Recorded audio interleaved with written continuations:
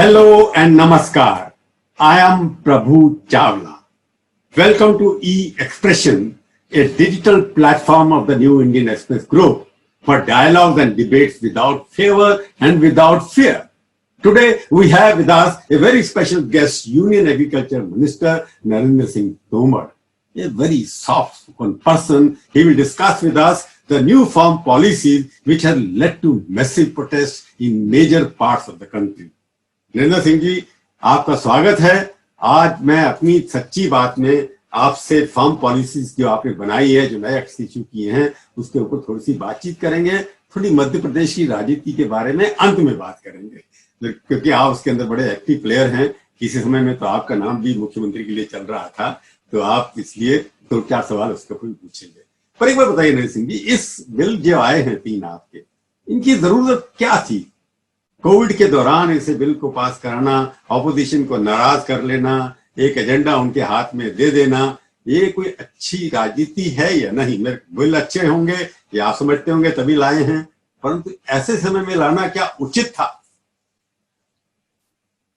बहुत धन्यवाद, आपने मुझे चर्चा करने का अवसर दिया।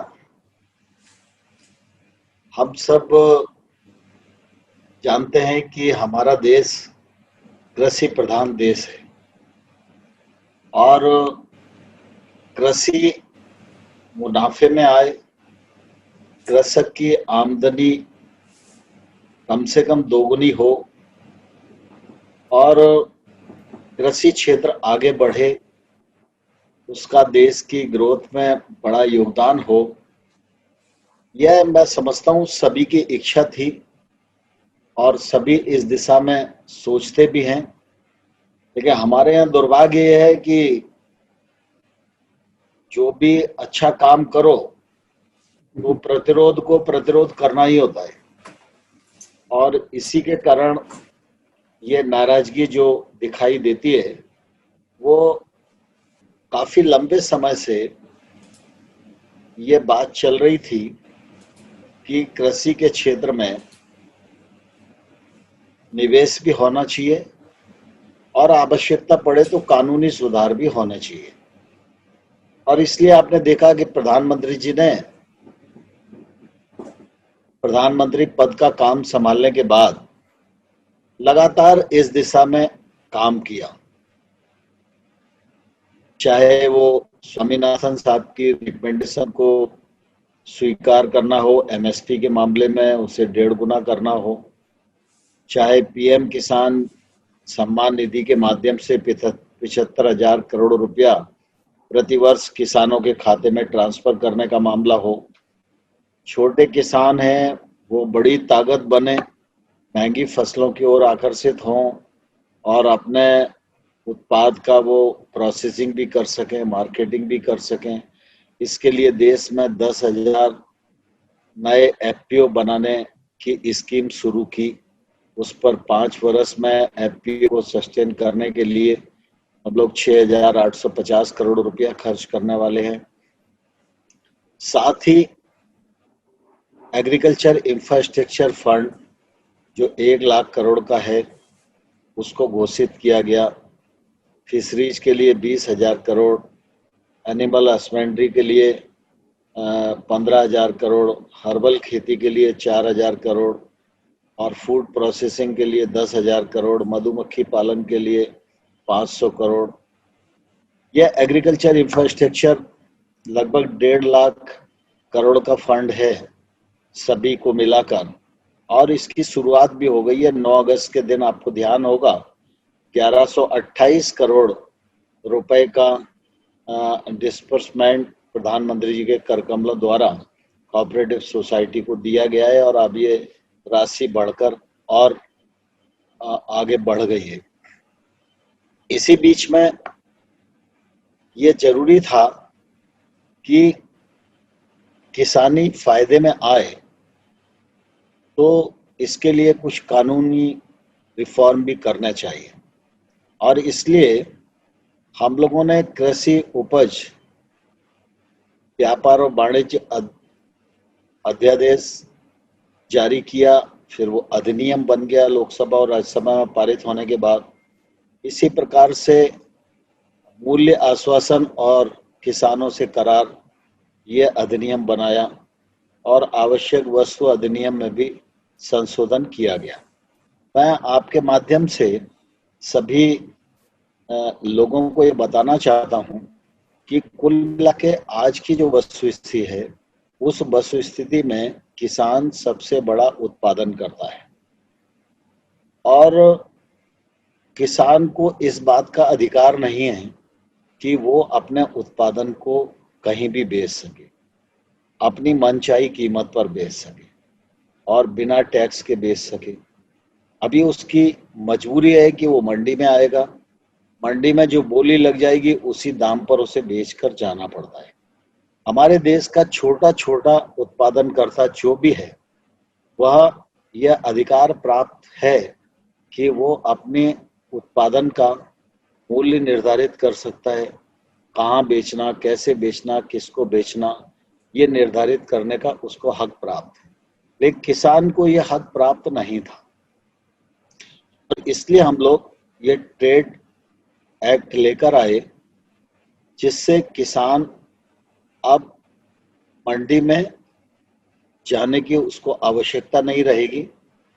मंडी भी उसके पास एक विकल्प रहेगा, लेकिन वो अपने घर से, खेत से, वेयर हाउस से, जहां चाहेगा, जहां उसे अच्छा दाम मिलेगा, उस दाम पर वो अंतर्राज्यीय व्यापार में भी सम्मिलित हो सकता है। वीरेंद्र जी, मैं आपको यहाँ एक बात, आपने अच्छी बात कही कि 3 लाख करोड़ लगभग बनता है सब मिलाकर के, जो आपने कृषि के लिए किया 75,000 करोड़ मिला करके, उस 1.5 लाख करोड़ इंफ्रास्ट्रक्चर मिला के बाकी जब गिनाया है, मेरे को लगता है काफी बड़ी रकम आपने कृषि क्षेत्र के लिए की प्रधानमंत्री जी ने। पर सवाल ये उठता है कि जो आपने बताया किसान जा सकता है, कुछ ऐसे प्रदेश अभी भी हैं जैसे बिहार है, सिक्किम है, या 2-4 और स्टेट्स हैं जिनके अंदर एपीएमसी 2005 से खत्म हो गया था, था ही नहीं। तो उस प्रदेशों के अंदर क्या लगता है किसान के जो आप लाभ गिना रहे हैं, वहां हुआ? किसान बिहार का अभी भी गरीब है, क्या लाभ हुआ उसको? अगर आप बताएं, मेरी नॉलेज नहीं हो सकता क्योंकि मैं, दरअसल क्या है, बिहार में एपीएमसी खत्म हुआ तो उसके इतिहास में जाकर देखेंगे, एपीएमसी से पूरा किसान त्रस्त था और एपीएमसी में बिहार में रैकेट बन गए थे और किसान का शोषण होता था। एपीएमसी खत्म होने के बाद किसान का शोषण वहां रुक गया। अब किसान स्वतंत्र है अपना व्यापार करने के लिए। और उसकी इनकम तो बहुत कम है ना, डबल नहीं हुई ना, 2005 से लेकर अभी तक इनकम उसकी डबल नहीं हुई। नहीं, ऐसा नहीं है प्रभु जी। क्या है कि जब हम औसत में देखते हैं तो ध्यान में आता है कि किसान कहां से कहां तक पहुंचा है।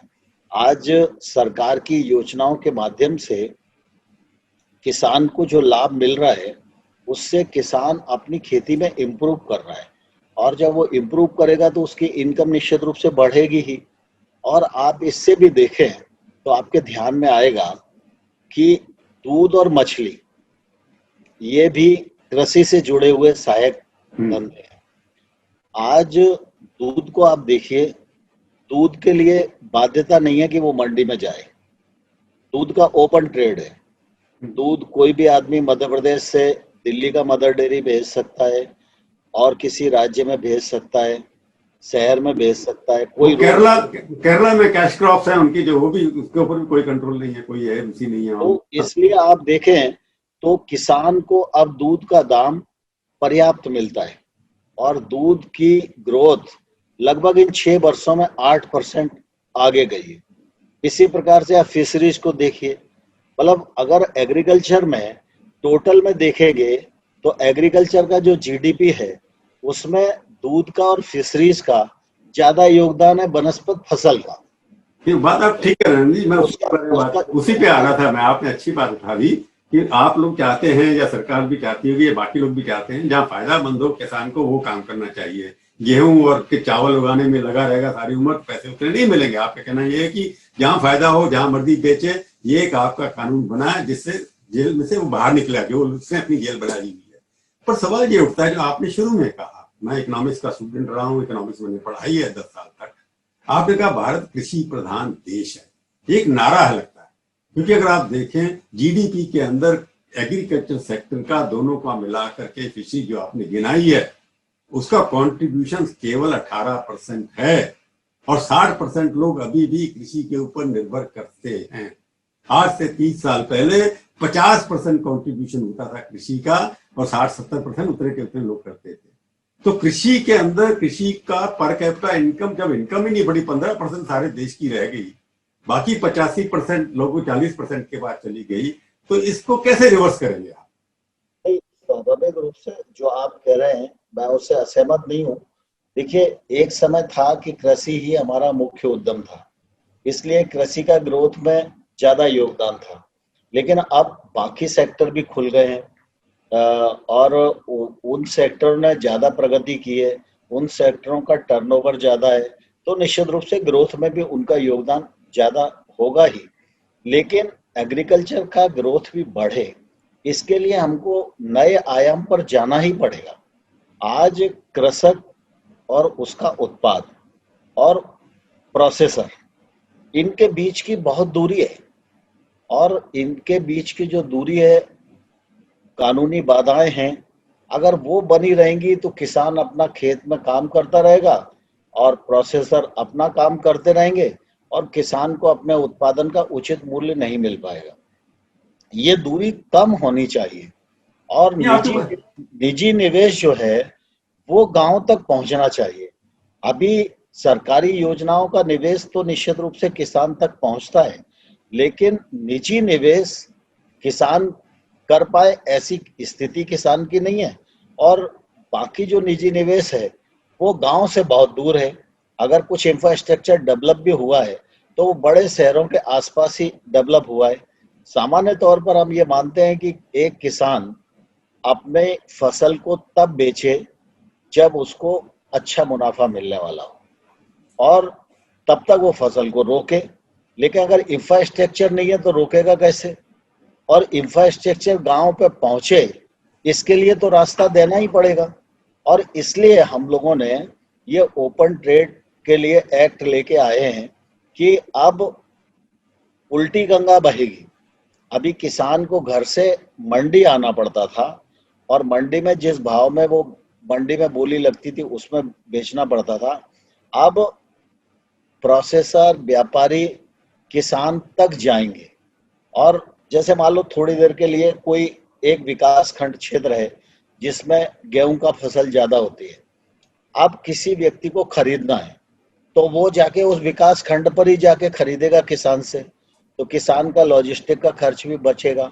और जब उसे मालूम है कि इसी सेक्टर में मुझे खरीद करना है तो वो एग्रीकल्चर इंफ्रास्ट्रक्चर को बजाय जिला स्थान के गांव में लगाएगा। जाके गांव में अगर वेयर हाउस बनाएगा तो किसान वेयर हाउस का उपयोग करेगा, अपनी फसल को रोकने के लिए उपयोग करेगा, 2 महीने बाद बेचेगा। ये सुविधा उसको गांव गांव में प्राप्त होगी। तो निजी निवेश जब तक गांव तक नहीं पहुंचेगा और इंडस्ट्री और किसान इन दोनों के बीच की दूरी कम नहीं होगी, तब तक कृषि के क्षेत्र में जिस क्रांति की अपेक्षा हम करते हैं वो क्रांति नहीं आएगी। नरेंद्र सिंह जी, इससे ये लगता नहीं कि आपने जो बात कही है ठीक है, सीधा किसान और व्यापारी के बीच में सीधा संपर्क होगा। व्यापारी जो बड़े बड़े लोग आप खड़े सेटअप करने जा रहे हैं अपना डिस्ट्रीब्यूशन नेटवर्क पर, हालांकि अकाली दल ने कुछ कहा, मैं उससे बाद में आऊंगा। सवाल ये कि हमारे यहाँ किसान की होल्डिंग 2 एकड़ से कम है। आपने फिगर देखी होंगे, आप एक कृषि मिनिस्टर हैं। ये जो मॉडल अप्लाई किया है आपने, जब है ये अमेरिका में सिस्टम, अगर आप कॉपी टू कॉपी पढ़ें, उनको रिप्लेस करें, तो लगता है कि कई लोग बाबू लोग जो होते हैं कई बार ऐसा ड्राफ्ट बना देते हैं कि पूरा इंडियन सिचुएशन को उसके ऊपर इम्प्लीमेंट नहीं करते। 2 एकड़ के किसान के पास मार्केट में बेचने के लिए कुछ ज्यादा होता नहीं। बड़े बड़े किसान उनको कंसोलिडेशन करेंगे, तो इसके अंदर लगता है कि लोगों को डर लगता है कि बड़े बड़े उद्योगपति जो हैं कृषि के ऊपर डिक्टेट करेंगे कि इस भाव पे हम आपसे खरीदेंगे, क्योंकि कानून के अंदर एमएसपी की कोई व्यवस्था नहीं है। ये बात सही है कि हमारे देश में 86% छोटे किसान हैं।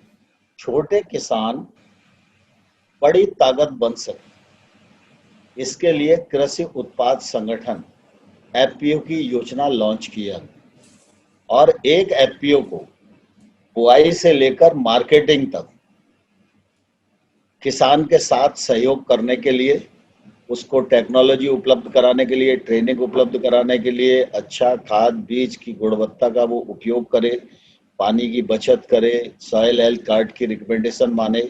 ये सब करने पर एक एफपीओ को हम 5 साल में लगभग 68 लाख रुपया एक एफपीओ पर हम लोग खर्च करने वाले हैं। तो ये जो छोटा 2 एकड़ का किसान है, 5 एकड़ का किसान है, ये जब अकेला है तो बहुत छोटी ताकत है, लेकिन एक एफपीओ में जब 500 किसान जुड़ जाएंगे तो यही किसान बड़ी ताकत बन जाएगा। यह किसान बैठेगा, बातचीत करेगा, कौन सी फसल करना है, जब उसको बुआई से लेकर मार्केट तक का लिंक मिलेगा तो निश्चित रूप से उसकी रिस्क लेने की ताकत बढ़ जाएगी और वो छोटा रकबा है, एफपीओ में मिलकर वो बड़ा रकबा हो जाएगा, उसके उत्पादन का वॉल्यूम बढ़ जाएगा, उसकी बार्गेनिंग कैपेसिटी बढ़ जाएगी, तो छोटे किसान को भी अपने उत्पाद का उचित मूल्य मिल सकेगा। दूसरा, हम नरेंद्र जी, लोगों ने बात से आपने अच्छी बात कही, ये सब आप करने जा रहे हैं। मेरे को लगता नहीं कि आप उल्टी तरफ से शुरू करें, पहले इंफ्रास्ट्रक्चर क्रिएट करते फिर ये सब करते, जिससे लगता कि हो रहा है। जैसे अमूल है, एक ग्रेट सक्सेस है, इंडिया की सबसे बड़ी सक्सेस स्टोरी है। मदर डेयरी भी है, उन्होंने एक सप्लाई चेन क्रिएट की, कोऑपरेटिव सिस्टम क्रिएट किया, दूध कैसे इकट्ठा होगा, उसके बाद कहाँ जाएगा प्रोसेसिंग के लिए, तो एक परफेक्ट चेन बनी हुई है, लाखों टन दूध जाता है वहां पर। जो आप कह रहे हैं, जो हम करने वाले हैं, अगर उसको धीरे धीरे पहले करके किसान को आश्वासन हो जाता है कि मेरे पास 3 खड़ी है, वो लेने के लिए तैयार। अभी तो ये लगता है कि कोई भी आ जाएगा। और दूसरी समस्या खड़ी होती है, अभी किसान तो थोड़ा पैसे उठा लेता है पहले, अब बाहर का आदमी पैसे उसे देने वाला नहीं है, एक शंका उठाई है लोगों ने। तो किसान, जो गरीब किसान है, उसको एडवांस पैसा कहां से मिलेगा? दरअसल कल्पना का जवाब देना तो कठिन होता है। जी। कुल मिला के आज भारत सरकार बहुत साफ नियति से इस क्षेत्र में क्रांतिकारी बदलाव लाने के लिए साहसपूर्ण कदम उठा रही है।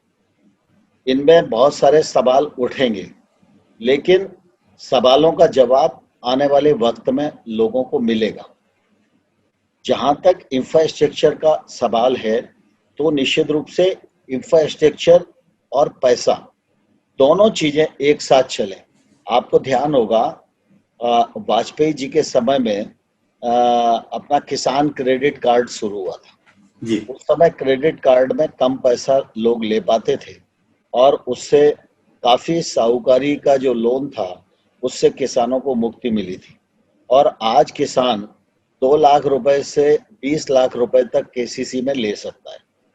6.5 करोड़ किसानों को केसीसी अभी मिलता है। लगभग 8 लाख करोड़ रुपया किसान के पास है। इस बार प्रधानमंत्री जी ने कहा कि कम से कम 15 लाख करोड़ रुपया किसान के पास पहुंचना चाहिए।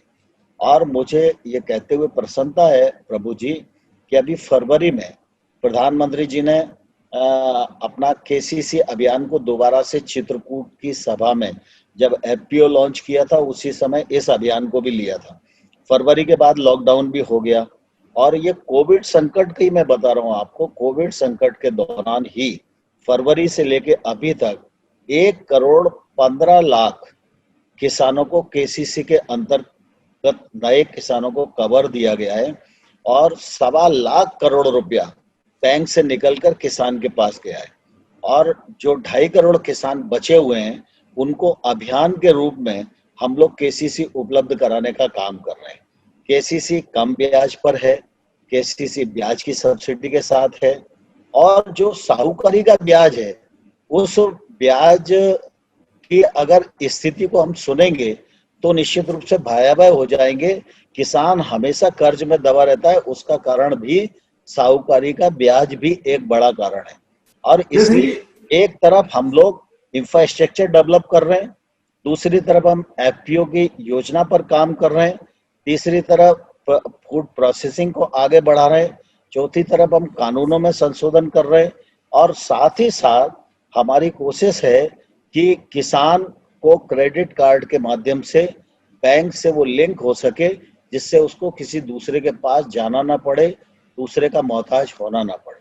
कृष्ण जी, बहुत अच्छे आंकड़ों के हिसाब से और मंशा के हिसाब से जो कुछ किया है पिछले 6 साल के अंदर, बहुत अच्छा काम दिखाई देता है। विरोधी दल फिर भी उसका ऑपोजिशन उसके अंदर कोई ना कोई फॉल्ट ढूंढ लेते हैं, उनका काम फॉल्ट ढूंढना है। पर मेरा सवाल बेसिक है, इतना सब करने के बाद भी 6 सालों के अंदर फार्मर की इनकम पर कैपिटा बड़ी नहीं है जो बढ़नी चाहिए, जितना आपने इन्वेस्ट किया है। दूसरा, आत्महत्या करने वालों की संख्या क्यों बढ़ी है? फिर उनका मुंह हो ही नहीं, इसका मतलब उनको बेनिफिट नीचे नहीं पहुंच रहा है, सरकार की तरफ से जा रहा है। क्या आपको लगता है कि नीचे कहीं ना कहीं कमी है इम्प्लीमेंटेशन के अंदर, कि आत्महत्या करने वाले किसानों की संख्या बढ़ती चली जा रही है, बढ़ती चली जा रही है? आत्महत्या तो किसान की हो या किसी की भी हो दुखद है और होना ही नहीं चाहिए। लेकिन हमारी लगातार इस बात की कोशिश रहती है कि राज्य सरकारों के माध्यम से संघीय व्यवस्था में सारी चीजें नीचे तक पहुंचें और जिन चीजों को डीबीटी किया जा सकता है वो भी सने सने करने का कोशिश की जा रही है। अब आप देखिए कि पीएम किसान सम्मान निधि का 75,000 करोड़ रुपया उनके अकाउंट में ही पहुंच रहा है। अब एक व्यक्ति को 6,000 रुपया मिलना है वर्ष में, तो उसमें कोई अमानत में खयानत नहीं है। और इसी प्रकार से हर तरफ ये कोशिश कर रहे हैं कि डिजिटलाइजेशन जैसे जैसे बढ़ेगा तो आम लोगों तक उसका लाभ पहुंचेगा। लेकिन जहां तक ये रिफॉर्म का मामला है, इस मामले में मैं आपके माध्यम से सभी लोगों को यही कहना चाहता हूं कि किसान बंधुओं को दुष्प्रचार से सावधान रहना चाहिए। लोग निजी स्वार्थों के कारण इस प्रकार की आलोचनाएं कर रहे हैं। इनमें से किसी को भी आलोचना करने का अधिकार नहीं है। कांग्रेस करने का अधिकार तो ऑपोजिशन तो ले नहीं सकते ना आप, उनका काम है बोलना। नहीं, मैं प्रभु जी इसलिए बोल रहा हूं कि कुल मिला के जो 3 रिफॉर्म हमने किए हैं जी, कांग्रेस पार्टी का, आप 2019 का मैनिफेस्टो उठा के देखो। उन्होंने जनता में प्रॉमिस किया कि अगर वो सरकार में आएंगे तो ये तीनों रिफॉर्म करेंगे। 10 साल तक यूपीए की सरकार रही, इस प्रकार के रिफॉर्म करेंगे ये बात प्रधानमंत्री मनमोहन सिंह जी से लेकर कृषि मंत्री शरद पवार तक करते रहे। कुछ लोगों के दबाव और प्रभाव में वो हिम्मत नहीं कर पाए। पंजाब का जब चुनाव हुआ तो पंजाब कांग्रेस पार्टी का जो मैनिफेस्टो है उसमें इन तीनों विषयों की उन्होंने बात की। और साथ ही साथ आप देखो कि कुल मिला के ये हम ही नहीं कर रहे हैं, हम मोदी जी के नेतृत्व में काम कर रहे हैं। और मोदी जी रिफॉर्म के मामले में कोई भी रिस्क लेने को तैयार रहते हैं, क्योंकि उनको मालूम है कि नए भारत का निर्माण करना है तो हमको रिस्क लेना ही पड़ेगी। जी। और वोट बैंक पॉलिटिक्स हमेशा किसी के भी काम नहीं आती है। और इसलिए इन रिफॉर्म के बारे में शरद जोशी साहब इतने बड़े हितकारी संगठन का किसान नेता हैं, उनका डिमांड ऑफ चार्ट देखो। वो बोलते हैं ईसी और एपीएमसी एक्ट समाप्त कर देना चाहिए, किसान को मंडी की जंजीरों से मुक्त करना चाहिए, संविदा खेती को प्रोत्साहित करना चाहिए।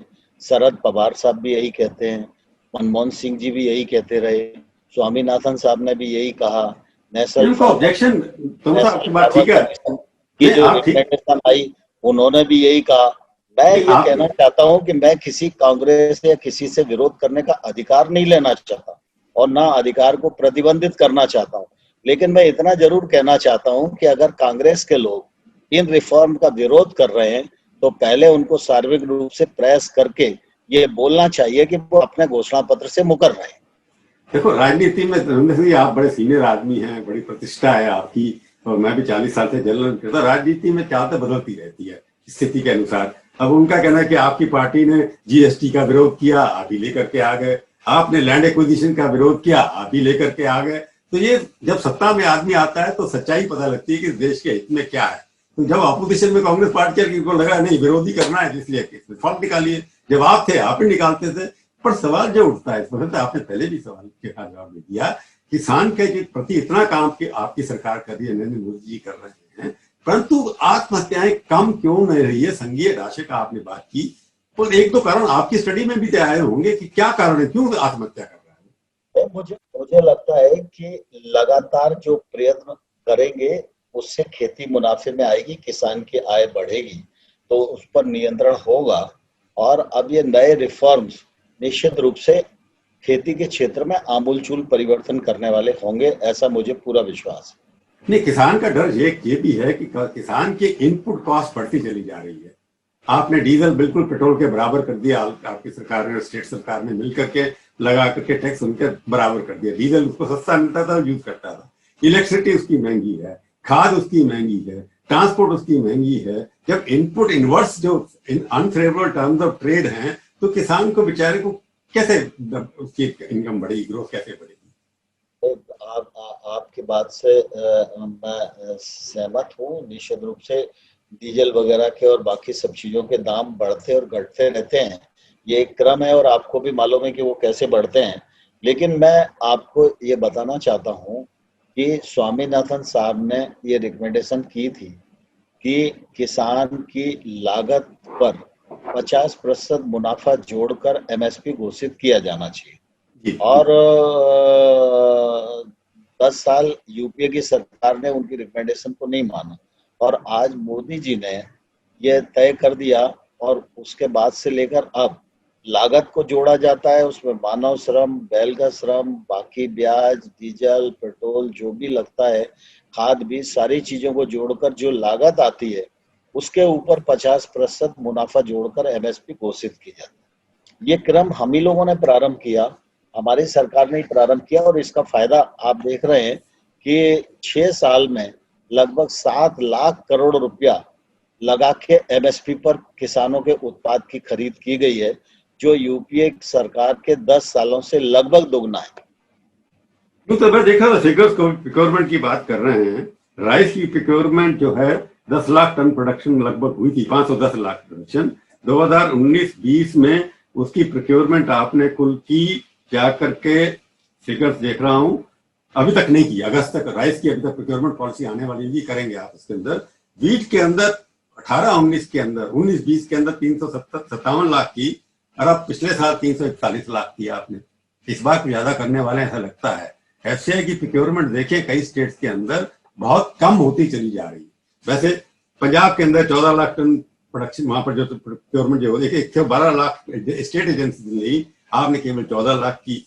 हरियाणा में 6 लाख की, उत्तर प्रदेश में 1,34,000 टन की, और मध्य प्रदेश में 0 एफसीआई ने प्रिक्योरमेंट की। तो इसका लगता है कि एफसीआई जो प्रिक्योरमेंट का काम था, अपोजिशन का जो काम क्या है कि आप लोग एमएसपी भी कंपल्सरी नहीं बना रहे के अंदर, आप कह रहे हैं एमएसपी रहेगा और उधर प्रोक्योरमेंट काम होती चली जा रही है, तो किसान बेचारा व्यापारी के ऊपर डिपेंड कर जाएगा, मोनोपोली हो जाएगी उसकी, ऐसा एक उनका भय है। मैं समझता हूँ इस मामले में किसी को भयभीत नहीं होना चाहिए। एफसीआई गेहूं और धान और नेफेड दलहन और तिलहन इसका खरीद करता है और एफसीआई का प्रोक्योरमेंट पहले से लगातार बढ़ता जा रहा है और पहले बहुत सारे राज्यों में खरीद नहीं होती थी, ये खरीद बढ़ती जा रही है और जिन राज्यों में खरीद होती थी उनमें भी खरीद का प्रतिशत बढ़ रहा है। और आपने देखा कि पिछले दिनों रबी की खरीद हमने पहले से अधिक की है और खरीफ की फसल भी आने वाली है, उसकी तैयारी हो गई है, सब जगह ऑर्डर्स चले गए हैं और एफसीआई राज्य सरकारों के साथ मिलकर खरीद करती है। लेकिन एफसीआई का एक समय सीमा है, 1 महीना, 15 दिन, 20 दिन, उस बीच में जितने भी किसान आते हैं सबसे खरीद की जाती है। लेकिन बाकी सरकारी खरीद के बाद भी जो व्यापार होता है उसके लिए तो किसान को मंडी में आना पड़ता है और उसमें पंजाब जैसे राज्य में 8.5% टैक्स लगता है, तो किसान से ये टैक्स की वसूली होती है। हमारा एक्ट जो है किसान को जब एक तरफ अपना उत्पाद किसी भी राज्य में बेचने के लिए स्वतंत्रता प्रदान करता है, वहीं साथ ही साथ हमारा एक्ट ये भी कहता है कि उसको 3 दिन के भीतर भुगतान हो जाना चाहिए और एक्ट ये भी कहता है कि बाहर जो ट्रेड होगा एपीएमसी के बाहर, उस ट्रेड पर न राज्य का कोई टैक्स लगेगा न केंद्र का कोई टैक्स लगेगा और बहुत सारे इससे इलेक्ट्रॉनिक प्लेटफॉर्म भी खड़े होंगे जिससे रोजगार के अवसर भी सृजित होंगे। पंजाब में बैठा हुआ किसान कलकत्ता के भाव को देख सकता है, सीधा कलकत्ता और हैदराबाद का ट्रेड कर सकता है। तो मैं समझता हूँ कि इससे आने वाले कल में किसान को फायदा ही होने वाला है। किसान पर जितनी प्रकार की बंदिशें लगेंगी तो वो बंदिशें नुकसान ही पहुंचाती हैं। अब आजादी को 73 साल हो रहे हैं, तो मुझे लगता है कि हमारे सोच की भी व्यापकता बढ़ना ही चाहिए।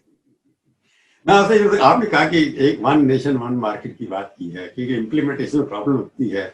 आपकी सरकार है हरियाणा के अंदर, मैं टीवी चैनल पे देख रहा था कि पंजाब के किसान लेके जा रहा है उस फसल, आपने बॉर्डर सील कर दिए, तो उसको रोक दिया। ये क्या पॉलिटिक्स है, मुझे समझ नहीं आता। देखिए, दरअसल वो अलग विषय। वो अलग विषय इसलिए है कि किसान तो मंडी के बाहर कहीं भी ट्रेड कर सकता है, लेकिन हरियाणा की सरकार अपने किसानों का बाजरा, वो अपने किसानों का बाजरा खरीदने के लिए कर रही है। तो वो यहाँ पर गलत नहीं है। पंजाब अपना किसानों का अगर बाजरा खरीदना चाहता है, वो सेंट्रल की खरीद नहीं है, वो हरियाणा सरकार का निर्णय है। वो अपना पैसा लगा के अपने किसान का बाजरा खरीद रहे हैं, तो वो हरियाणा सरकार देश भर का बाजरा खरीदेगी, ये कैसे कोई हरियाणा सरकार कर सकती है? नहीं तो फ्री ट्रेड करना चाहते हैं, जो किसान कहीं बेचे, किसान मालिक वहां का, सरकार नहीं खरीदे कोई और खरीदे। इसका वन मार्केट वन नेशन जो है। नहीं, कल मध्य प्रदेश आपकी सरकार डिसाइड करेगी कि राजस्थान का कोई सामान नहीं आएगा। प्रभु जी, फ्री ट्रेड अलग विषय है, सरकार की खरीद अलग विषय है। एमएसपी पर हम जितना खरीदेंगे वो हम ही खरीदेंगे, तो इसलिए हम एमएसपी देते हैं क्योंकि उस भाव पर हम खरीदने वाले हैं। लेकिन मैं आपको दबाव नहीं दे सकता प्रभु जी, आप भी इसी भाव पर खरीदो। और जो ठीक बात है, जो राज्य हैं, वो कोई फसलें ऐसी है जिनको एमएसपी पर हम नहीं खरीदते, लेकिन राज्य को लगता है उसे अपने राज्य की खरीद लेना चाहिए, तो वो सरकारी खरीद है। लेकिन ओपन ट्रेड के लिए मनाही नहीं है, सरकारी खरीद के लिए, क्योंकि उसमें हरियाणा सरकार को पैसा इन्वॉल्व करना पड़ेगा, तो वो अपने किसानों को लाभ देना चाहते हैं। कोई पंजाब का बाजरा लेकर के हरियाणा में जा रहा है, सरकार मत खरीदे, लेना दो ट्रैक्टर, उसको कहीं बेचना होगा बेच देगा, उसको रोकने की क्या जरूरत है? नहीं, सरकारी खरीद के लिए उन्होंने मना किया है, बाकी कोई बाजरा भेजे उसके लिए मनाही कर ही नहीं सकते। तो बॉर्डर पे ट्रैक्टर नहीं जाने दिए, उनके रोक लिए। अधिनियम ही इस बात की इजाजत देता है। हिंदुस्तान के किसी भी राज्य में इस मामले में बंदिश नहीं हो सकती, लेकिन अगर राज्य अपना पैसा इन्वॉल्व करके अपने किसानों का खरीदता है, ठीक बात है, जरूरी नहीं है कि वो दूसरे राज्य का खरीदे। इन किसानों को हरियाणा बॉर्डर पे ही रोक दिया गया, अंदर नहीं जाने दिया गया। नहीं, वो चूंकि खरीद चल रही होगी तो स्वाभाविक रूप से ऐसी परिस्थिति आई होगी, लेकिन ओपन ट्रेड के लिए कोई मनाही नहीं, क्योंकि इसमें सरकारी कांटे पर आना वो हरियाणा सरकार का निर्णय है, वो निर्णय कर सकते हैं, कोई भी राज्य कर सकता है देश। ऑपोजिशन के पास उन्होंने देखा महाराष्ट्र के अंदर उन्होंने इंप्लीमेंट कर दिया, फिर इसके बाद विड्रॉ कर दिया। इस तरह की स्थिति आ रही है कि प्रदेशों के अंदर कई स्टेट नहीं कर रहे थे कि उनको लगता है किसान के वोट इम्पोर्टेंट है। कहीं कुछ नहीं होगा, ये अधिनियम लोकसभा और राज्यसभा ने पास कर दिया है, राष्ट्रपति जी के हस्ताक्षर हो गए, ये अधिनियम पूरे देश में लागू हो चुका है। कांग्रेस कह रहे हम नहीं करेंगे लागू, कांग्रेस तो जनता को गुमराह करने का असफल प्रयास करती रहती है। पार्लियामेंट का बनाया हुआ कानून कोई राज्य लागू नहीं करेगा, ये कैसे हो सकता है डेमोक्रेसी में?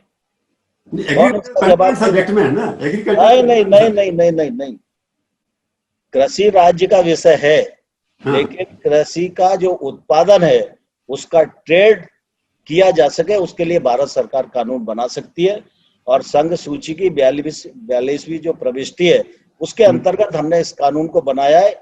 ये कानून को कोई चैलेंज नहीं कर सकता, ये कानून लागू हो गया है, और ये सिर्फ कांग्रेस के लोग भ्रम फैलाने की एक असफल कोशिश कर रहे हैं। नहीं, आपको मैं एक सवाल, आपने ठीक कहा, मैं ये कह रहा हूँ हरियाणा का किसान अगर पंजाब में गेहूं लेके जाता है, वो कहेंगे हम नहीं खरीदते, वो भी वो भेज देंगे। मध्य प्रदेश में जाता है गेहूं लेकर के, गेहूं मध्य प्रदेश में अच्छा गेहूं है, अच्छी क्वालिटी का गेहूं है। देखिए, जब एमएसपी पर खरीद हो रही है तो उनको ये तो देखना ही पड़ेगा ना कि कौन सा माल हमारे किसान का है, कौन सा माल बाहर से आ रहा है।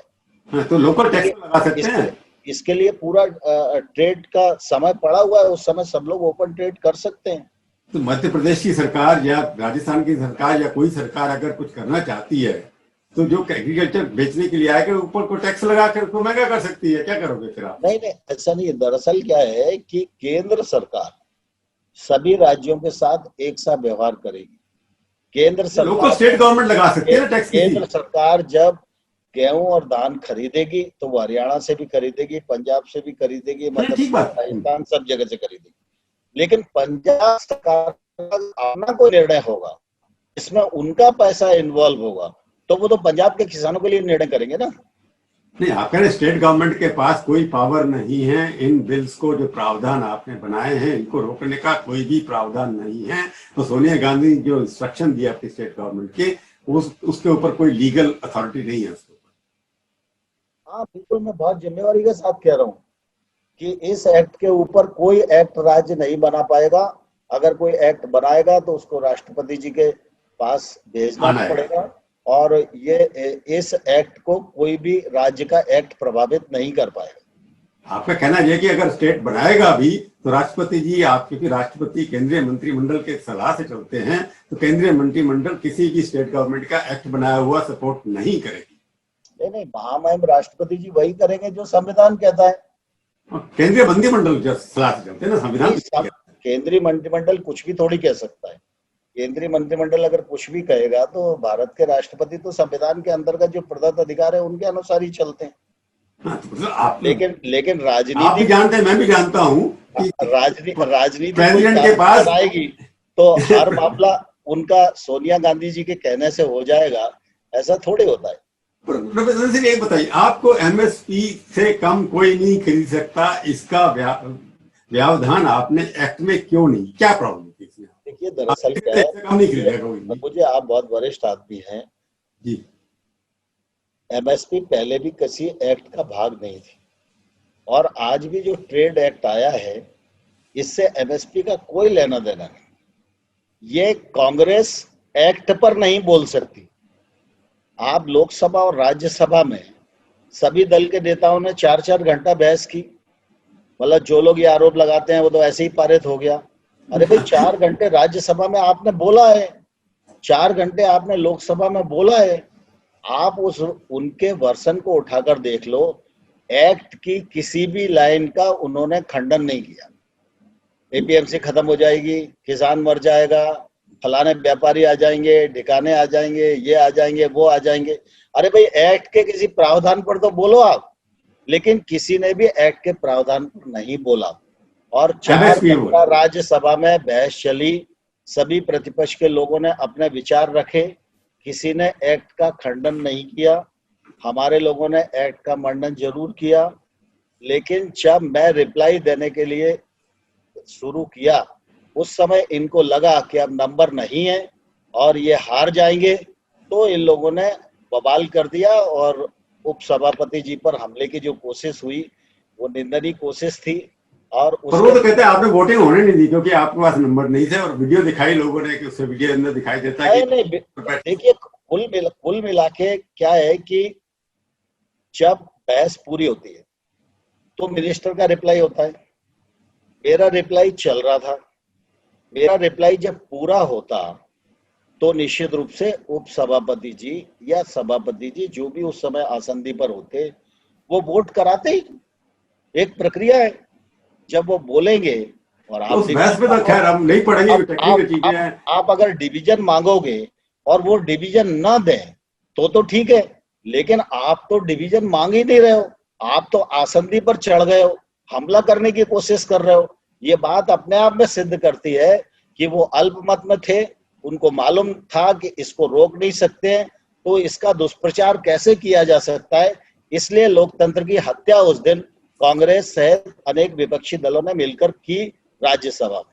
तो मैं उसमें नहीं पढ़ना चाहूंगा, एक ही आपने ठीक बात कही कि उन्होंने एमएसपी पे शोर मचाया कि कोई नहीं, ऐसा प्रावधान करने में आपने कहा पहले एक्ट में भी नहीं था, और आपकी सरकार और प्रधानमंत्री ने बहुत बार कहा टीवी के पर कि किसानों को फायदा होगा, पर आप ये प्रावधान गाइडलाइन क्यों नहीं? कोई भी किसान को मजबूर नहीं करेगा कि एमएसपी से कम दाम पे बेचे हो, इसकी गारंटी क्यों नहीं देते किसी किस्म में? दरअसल एमएसपी पर भारत सरकार खरीदेगी, तो एमएसपी का जो रेट है वो भारत सरकार की खरीद के लिए। प्रभु जी, हम दूसरे आदमी को नहीं कह सकते कि आप इस भाव पर खरीदो, ये कभी ना हुआ है ना होगा। पर आप ये गारंटी देते हैं कि आप किसान जितना बेचेगा उतना लेंगे एमएसपी पर? नहीं, कहाँ, वो तो खरीदते ही है। जितना तक आता रहे, आपकी प्रोक्योरमेंट रिकॉर्ड प्रोडक्शन हो रहा है, हर बार बढ़ता जाता है। पंजाब और हरियाणा में आप देखिए कि हमेशा जितने लोग आते हैं खरीद के, कोई उसके बाद बोलता थोड़ी है, लेकिन जो अपना माल रोक लेते हैं वो बाद में बेचते हैं। तो आप ये तो कह ही रहे हैं ना कि जितना भी माल किसान एमएसपी पर सरकार को, एफसीआई को, स्टेट एजेंसी को देना होगा उतना वो खरीदे, उसके बाद जो बच्चे जहां मर्जी बेचे उसकी मर्जी है, यही कह रहे हैं ना आप? स्वाभाविक रूप से जब एमएसपी पर खरीद होगी उस पीरियड में जितने भी किसान गेहूं धान लेकर आते हैं पंजाब और हरियाणा जैसे प्रांतों में, उन सारे किसानों का उत्पादन एमएसपी पर एफसीआई खरीद करती ही है। तो आपने टारगेट रखा कि अब जो खरीफ फसल आने वाली है उसमें कितना प्रोक्योर करेंगे पिछले साल के मुकाबले? हाँ बिल्कुल, हर बार टारगेट रखते हैं और बढ़ा के ही रखते हैं, और उससे ज्यादा भी खरीदा जाता है। और अभी खरीद की प्रक्रिया पंजाब और हरियाणा में प्रारंभ हो गई है। क्योंकि एक अपोजिशन वालों का ये भी है कि एफसीआई के अंदर किस तरह कम करते चलो स्टॉक, और एफसीआई जैसे बाकी डिफंक्ट ऑर्गेनाइजेशन हो जाए उसके बाद बंद कर दिया जाए, ऐसी कोई षड्यंत्र उनको दिखाई देता है। नहीं नहीं, मैं समझता हूँ कि प्रधानमंत्री नरेंद्र मोदी जी ने जब कहा तो उसके बाद कोई प्रश्न बचना नहीं चाहिए। और प्रधानमंत्री नरेंद्र मोदी जी गांव गरीब किसान के लिए पूरी तरह समर्पित हैं। और आप देखेंगे कि 6 सालों में उन्होंने वेलफेयर की कितनी स्कीमें प्रारंभ की हैं। आप सोचो कि देश में 80 करोड़ लोगों को 8 महीने तक निःशुल्क खाद्यान्न उपलब्ध कराना, इससे गरीब के प्रति उनकी प्रतिबद्धता जाहिर होती है। ये फूड कॉर्पोरेशन ऑफ इंडिया कोई, मैं ये सवाल लॉकडाउन के अवसर पर खेती प्रभावित ना हो, इसके लिए आवश्यक छूट प्रदान करना, और खेती का सारा कटाई का काम पूरा हो, उपार्जन का काम पूरा हो, खरीफ की फसलों की बुआई का काम पूरा हो, ये सारे काम पूरे हुए और किसान ने किए हैं। और ये नहीं, आप ये एफसीआई को कोई फ्यूचर में खतरा नहीं है, वो उसी हिसाब से चलता रहेगा जैसे पहले चलता आ रहा है। नहीं, एफसीआई है ही, एमएसपी है ही। और प्रधानमंत्री ने जब कह दिया तो शंका का कोई सवाल नहीं। राज्यसभा और लोकसभा दोनों के फ्लोर पर मैंने कहा एमएसपी थी, है और रहेगी, इसमें किसी को शंका क्यों होनी चाहिए? नहीं, अभी एपीएमसी स्ट्रक्चर जो है वो किसानों का बना हुआ है, वहां पर बना रहेगा, परंतु वहां पर क्योंकि आपने फ्री कर दिया तो वो भी बीमार होते चले जाएंगे। मार्केट का सिस्टम जो भी है तो उनका भी हाल वही होगा जैसे एमटीएनएल और बीएसएनएल का हो रहा है, तो वो तो एकदम खत्म हो जाएंगे थोड़े दिन आने वाले के ऊपर, कोई क्या होगा नहीं। तो मैं समझता हूँ ये तुलना उचित नहीं है प्रभु जी। एपीएमसी राज्य के एक्ट से बनी है, राज्य जब तक चाहेंगे एपीएमसी रहेगी। और जब परिवर्तन आते हैं युग के साथ तो निश्चित रूप से उन परिवर्तनों के साथ लोग जुड़ते हैं, उन परिवर्तनों का लाभ होता है। एपीएमसी को भी कोई परेशानी होने वाली नहीं है, ये किसानों के सामने एक विकल्प है। और मुझे लगता है जो लोग किसान से हमदर्दी रखते हैं वो इस वैकल्पिक स्वतंत्रता का स्वागत कर रहे हैं। पूरे देश भर में स्वागत हो रहा है। कुछ निहित स्वार्थों के लिए अपनी पार्टी को जिंदा करने के लिए असफल प्रयत्न कर रहे हैं। इन प्रयत्नों से कोई कांग्रेस दोबारा जिंदा होने वाली नहीं है। कांग्रेस अकाली दल तो आपके साथ 28-30 साल से है, मैं देख रहा हूँ, कांग्रेस जब से कवर कर रहा हूँ। देखिए, मैं कोई भी दल हो, मैं हमेशा ये बोलता हूँ कि किसान के मामले पर सियासत नहीं होनी चाहिए। अगर कांग्रेस ने कहा ये रिफॉर्म होना चाहिए तो आज इन रिफॉर्म का सपोर्ट कांग्रेस को करना चाहिए। और अगर नहीं कर रही है तो विरोध नहीं करना चाहिए। और विरोध करना है तो पहले थूको और चाटो की राजनीति जो कर रहे हैं वो जनता को समझ में आ रही है, और इसका जवाब जनता आने वाले कल में कांग्रेस को देने वाली है। चलो कल की बात करें तो आपके कल का जवाब तो मध्य प्रदेश से आ जाएगा ना, थोड़े दिनों के अंदर चुनाव होंगे। लोगों का कहना यह कि अब बीजेपी इतने मध्य प्रदेश में स्ट्रांग पार्टी है, मैं देख रहा हूँ संघ के जमाने से, कि किसी की जरूरत नहीं पड़ती थी, किसी किस्म की आपको जरूरत नहीं पड़ती। अब लगता है कि कांग्रेस की लोगों से लेकर के बीजेपी जीतेगी। ये एक व्यवस्था जो बिगड़ी है वहां पर कि बीजेपी इतनी स्ट्रांग, संघ परिवार इतना स्ट्रांग, उसके बाद भी आपको कांग्रेस की बैसाखियां चाहिए। इसके ऊपर थोड़ा सा टिप्पणी, आपका कमेंट जरा जरूरी है कि कांग्रेस के बिना आप नहीं जीत सकते, ये समझ में नहीं आया। प्रभु जी, आप मध्य प्रदेश को भी अच्छे से जानते हैं और बहुत ही सीनियर जर्नलिस्ट हैं। 2018 में जब चुनाव हुआ तो प्रतिशत में देखें तो वोट तो भाजपा को ज्यादा मिले थे, लेकिन कुछ राजनीतिक कारण ऐसे बने जिसके कारण हमारी सीटें कम हो गई। उस समय 4-5 सीटों का अंतर था। अगर हमको जोड़ तोड़ की राजनीति करनी होती तो 4-5 सीटें जुटाना उस समय मुश्किल काम नहीं था। लेकिन भारतीय जनता पार्टी ने तय किया कि कांग्रेस को नंबर ज्यादा है तो उनको सरकार बनाने का अवसर मिलना चाहिए। और राज्यपाल जी ने उनको बुलाया, उनकी सरकार बनी। 1.25 साल तक उनने सरकार को लगभग चलाया, लेकिन उन्होंने जो वायदे किए थे उन वायदों को पूरा नहीं किए। भ्रष्टाचार चरम पर पहुंच गया। कमलनाथ जी का कोई नियंत्रण नीचे बच नहीं गया था। ऐसी परिस्थिति में काफी परेशानी हो रही थी। पहले भी आपने उस समय सुना होगा, तो मुझे जब भी किसी पत्रकार मित्र ने पूछा तो मैंने एक ही बात कही कि भारतीय जनता पार्टी को विपक्ष की भूमिका निभाना चाहिए और हम उसको ठीक प्रकार से निभा रहे हैं। लेकिन अगर इस सरकार को कभी खतरा होगा तो कांग्रेस को अपने बोझ के कारण ही खतरा होगा। और जब कमलनाथ जी और ज्योतिरादित्य सिंधिया जी में ठन गई और कमलनाथ जी ने जब ज्योतिरादित्य जी को कह दिया कि सड़क पर उतर जाओ, वायदे हमें निभाना है तो निभाएंगे, नहीं निभाना है तो नहीं निभाएंगे, और उसके कारण ज्योतिरादित्य सिंधिया और उनके सहयोगियों ने विद्रोह किया। अब हम राजनीतिक दृष्टि से मध्य प्रदेश में प्रमुख विपक्षी दल है।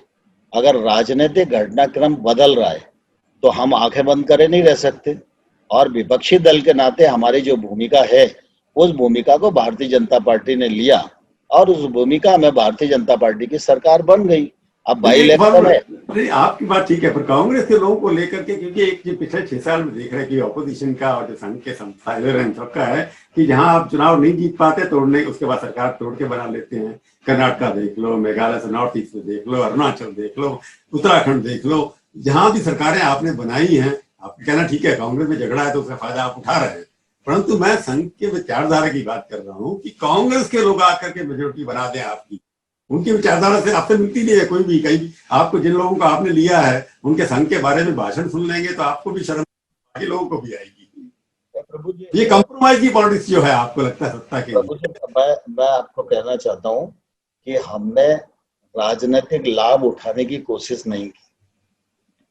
जब विद्रोह हुआ उस पर भारतीय जनता पार्टी संज्ञान लिए हुए थी, और उस समय जो एक विपक्षी पार्टी का दायित्व था वो दायित्व का निर्वाह हमने किया। आपने कोविड के अंदर सरकार, जब हमने दायित्व का निर्वाह किया तो सरकार बन गई।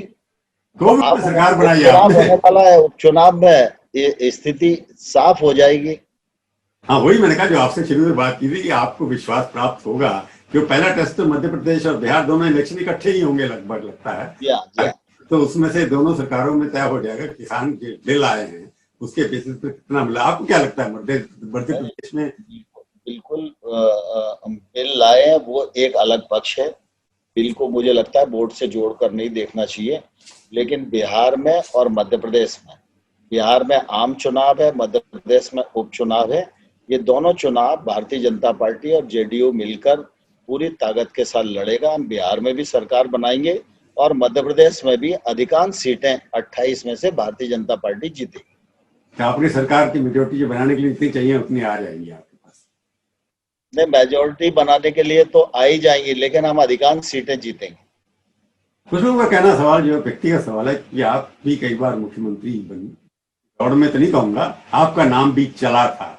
क्या लगता है कि अगले चुनाव में जो शिवराज जी अच्छे व्यक्ति हैं, अच्छा काम कर रहे हैं, उनकी इमेज भी अच्छी है, उनको कई बार लगता है कि परिवर्तन होते रहे, कि आपकी भारतीय जनता पार्टी में जैसे मोदी जी आए हैं परिवर्तन होते रहते हैं, इधर से उधर उधर से उधर, तो उस परिवर्तन में अगला चुनाव क्या आपके नेतृत्व में लड़ा जाएगा वहां? प्रभु जी, कारण क्या है, देखो मैं तो उन सौभाग्यशाली कार्यकर्ताओं में से हूँ कि जब से मैंने भारतीय जनता पार्टी के कार्यकर्ता के रूप में अपनी आंखें खोली हैं तब से मैंने कभी अपने बारे में विचार नहीं किया और अपने स्वयं के बारे में कभी एजेंडा तय नहीं किया और उस एजेंडे पर काम नहीं किया। मेरी हमेशा कोशिश ये रही पार्टी जो काम सौंपे उसको अच्छे से करना चाहिए और उन पार्टी की अपेक्षा के अनुरूप करना चाहिए, और ईश्वर की दया से पार्टी ने मुझे बहुत अच्छे स्थान पर रखा है। मोदी जी जैसे प्रधानमंत्री के नेतृत्व में काम करना ये किसी भी व्यक्ति के लिए बहुत सौभाग्य की बात है। जहां तक मुख्यमंत्री मध्य प्रदेश का सवाल है तो शिवराज जी को पार्टी ने तय किया और निश्चित रूप से हम सब लोग उसमें सहमत थे, और शिवराज जी मध्य प्रदेश के अच्छे कार्यकर्ता हैं, अच्छे नेता हैं। उन्होंने अपने कार्यकाल में गरीबों की बहुत सेवा की है और निश्चित रूप से वो आने वाले कल में भी मध्य प्रदेश की सरकार को अच्छे से चला रहे हैं, और इस उपचुनाव के बाद मध्य प्रदेश को और नई ऊंचाइयां भी उनके नेतृत्व में मिलेंगी, ऐसा मुझे पूरा विश्वास है। अगला जब चुनाव जब आएगा तब डिसाइड करेंगे आप क्या होना। चलिए, आप हमारे स्टूडियो में आए, बहुत बहुत धन्यवाद। बहुत धन्यवाद प्रभु जी, बहुत धन्यवाद।